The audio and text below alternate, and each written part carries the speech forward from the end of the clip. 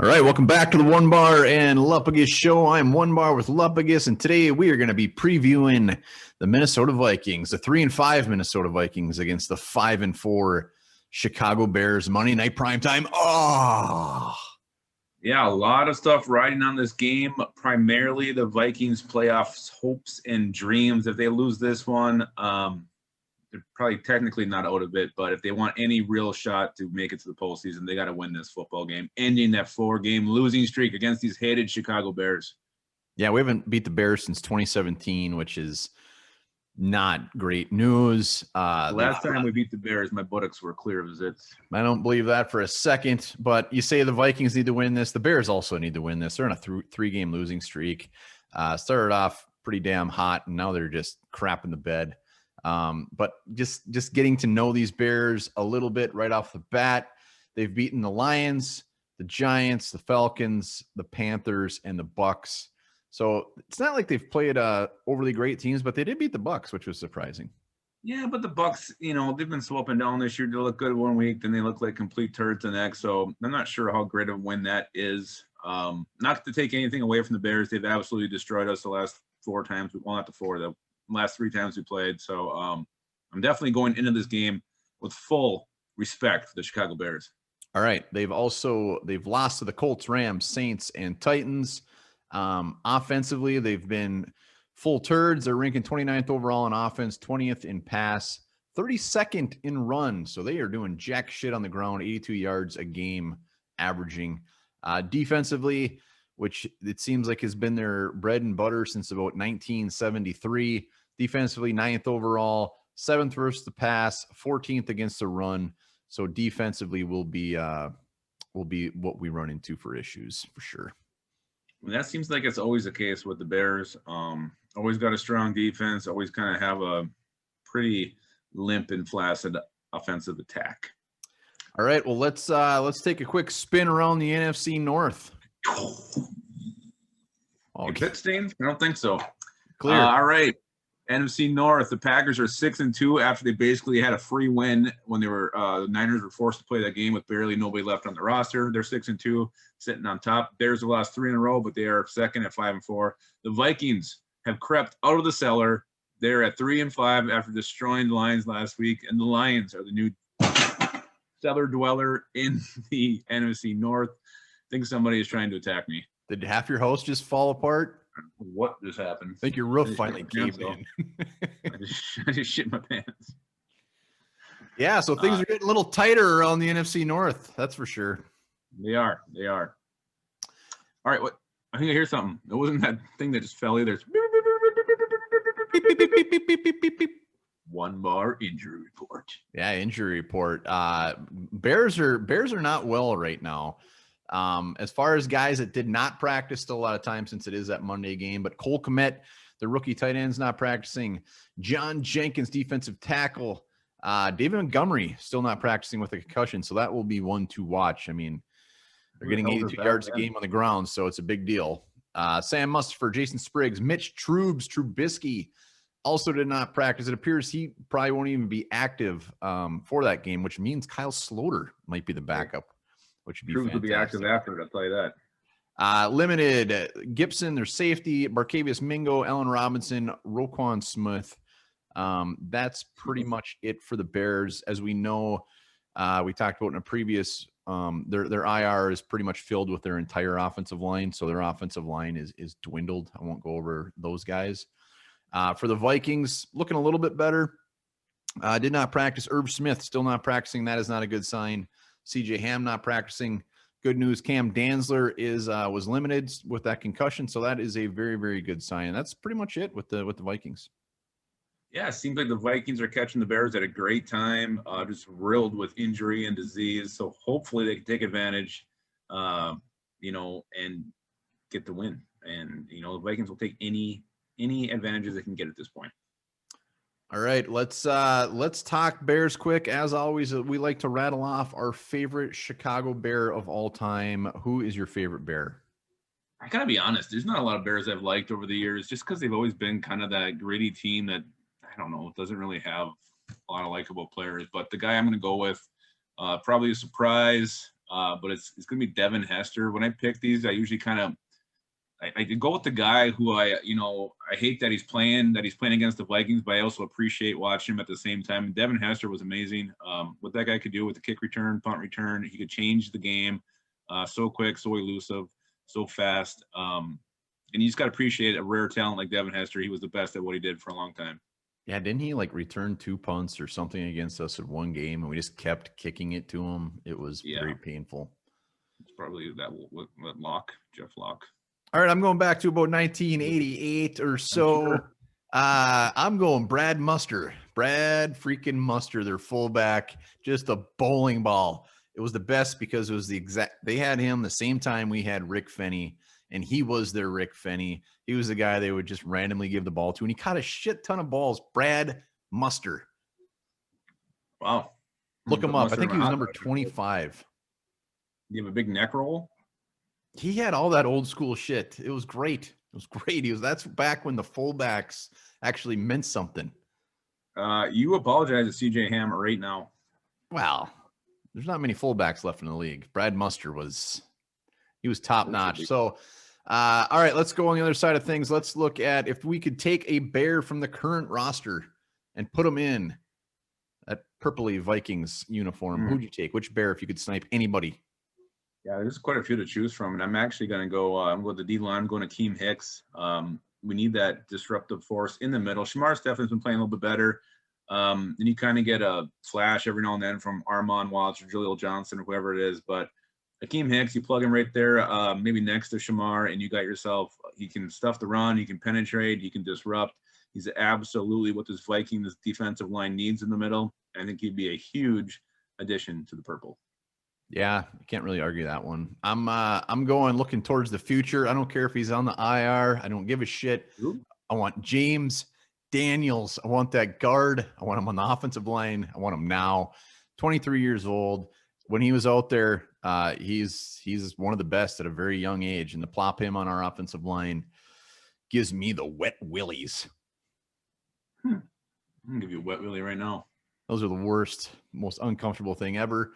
So, all right, let's look at the Bears did bring in some new faces this year, and this is the first time we're going to be seeing them in the Bears. So, Chicago brings in old man Jimmy Graham, tight end, actually having a pretty damn good year. Nick Foles, their starting quarterback, who we'll see up front and center. Jermaine Ifedi, Robert Quinn, who's having a dud of a year for the Bears. Real wasted money there. But Robert Quinn, every time he plays the Vikings, rips us a new one. Doesn't matter what team he's on. So I fully expect to him have 8 sacks. Tayshaun Gibson, their safety, and then their rookie class, which was pretty nice, even though they didn't have a first-round pick or any thirds, I think. Cole Kmet hasn't done anything, but he's pretty good. Jalen Johnson, very good corner. Darnell Mooney, randomly their 5th or 6th round pick, I don't remember, having quite a season for a rookie. He's their BC Johnson. He's better. He's a faster BC Johnson. He's kind of surpassed Anthony Miller. There's someone the Vikings got to pay attention to is Darnell Mooney because he can get deep on you quick. Jalen Johnson sounds like he's living up to the hype. That was someone that was linked to the Vikings in the first round. So, good Bears draft class. Not as much success with the guys they brought in free agency. But, there's a lot of new faces in Chicago this year. All right, well, let's look at 3 ways the Minnesota Vikings could lose this game come Monday night. Yeah, well, the first one is what's been happening the last 3 times they played when it counted. That last game last year was kind of just was more of a scrimmage than anything, really. But they've been completely out physical at the line of scrimmage. The Bears D-line has had their way with the Vikings O-line. Especially last year, I think with Nick Williams just pushing Garrett Bradbury 6 yards into the backfield every single time. Kirk Cousins has had no time to throw the football. If that happens again, the Vikings are going to lose 5 straight to the Bears. Yeah, it always seems like the Bears, even though they have Khalil Mack and they've got some other good pass rushers, it always comes down to they just focus on taking advantage of our crappy interior line or whoever it is. Nick Williams, it's going to be Hakeem Nicks this year, and that was my first one too, is just Nicks against our interior offensive line. If we can't keep him under control, it will be a very, very tough night. Yeah, Hakeem Nicks used to play wide receiver for the Giants, but Akeem Hicks is the guy who plays Wow. for the Bears. You got it. That's okay. I called Darnell Mooney Darrell the whole time I talked to the Bears guy. Another thing here, the corners. If our corners are, they're having a bad day, these corners coming up and down this year. If they can't cover Allen Robinson or Darnell Mooney, it is going to get ugly. Nick Foles will look like he did during the Super Bowl run and put up some huge numbers on the Vikings secondary.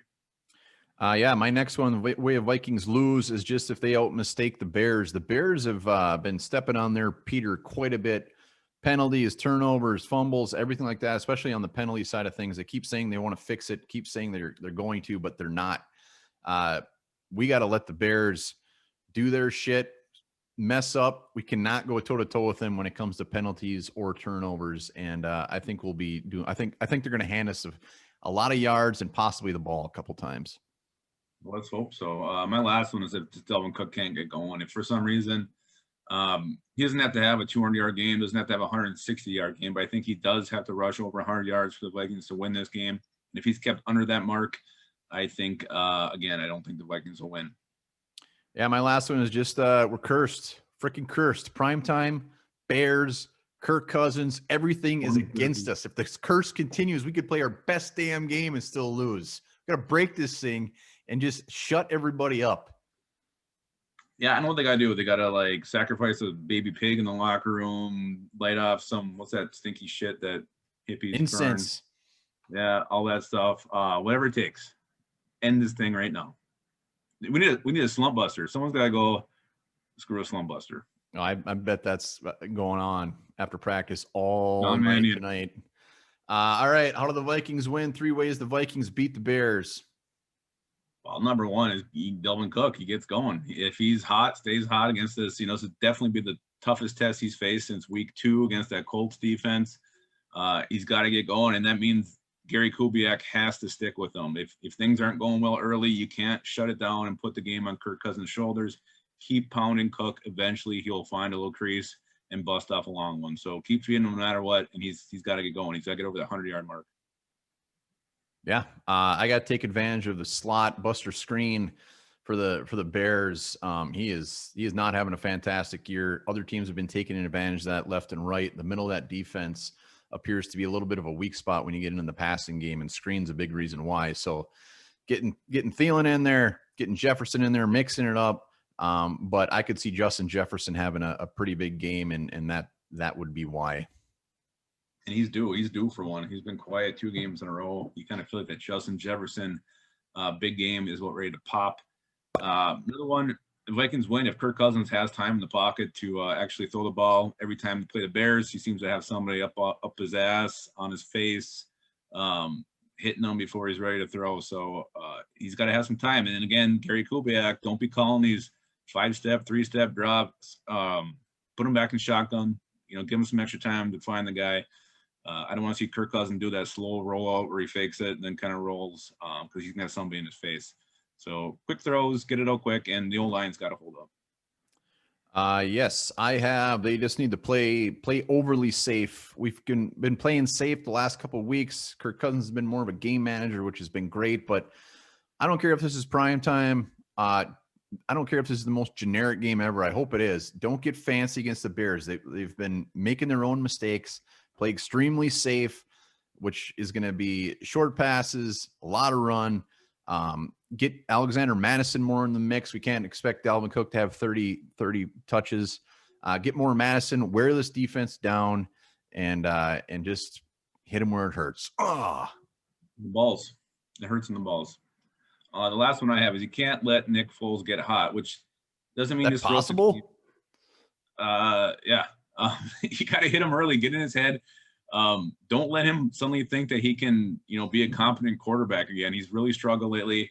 Keep that in his mind. Shut him down quick. Don't let the Bears, have success through the air early. Hit him. Make the plays you got to do. Because if Foles starts getting confidence, then that's not going to be a good thing for the Vikings defense.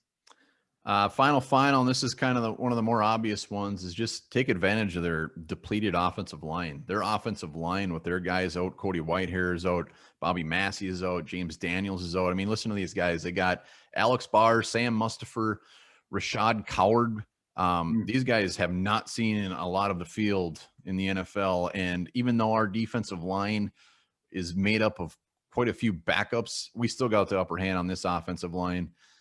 Mix it up a little bit on defense, try to get in their head, get in that backfield, and put Nick Foles on his ass. Yeah, that's nice. That's nice. All right, is it time for the bold prediction? We got game changer. Who's going to be the big game changer in this game? Who's going to be the guy that really puts us over the top? You know, you alluded to it already, but I think everybody's going to be so focused on shutting down Delvin Cook that it's going to create that opportunity for Justin Jefferson to get open. I think he's going to bounce back with a big game, over 100 yards, maybe at least one touchdown, maybe two. Justin Jefferson will be the game breaker, game changer, whatever we call it. Yeah, I got Jefferson too. For everything you just said. Another one to keep an eye on. I know Irv Smith is probably not going to play, but I can see Kyle Rudolph having a sneaky good game in this game, maybe a touchdown, 5 catches. So Kyle Rudolph could be game changer 2.0. Wow. Who saw that? Now it is time for the bold prediction.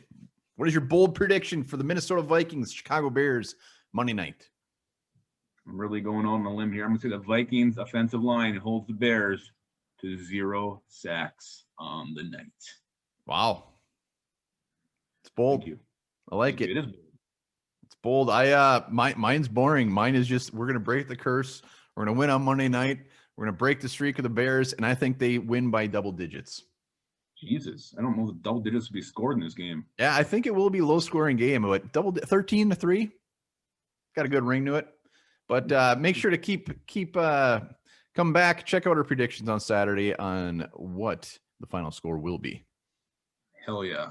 And until then, know this. You are 8 times more likely to be killed walking drunk than driving drunk.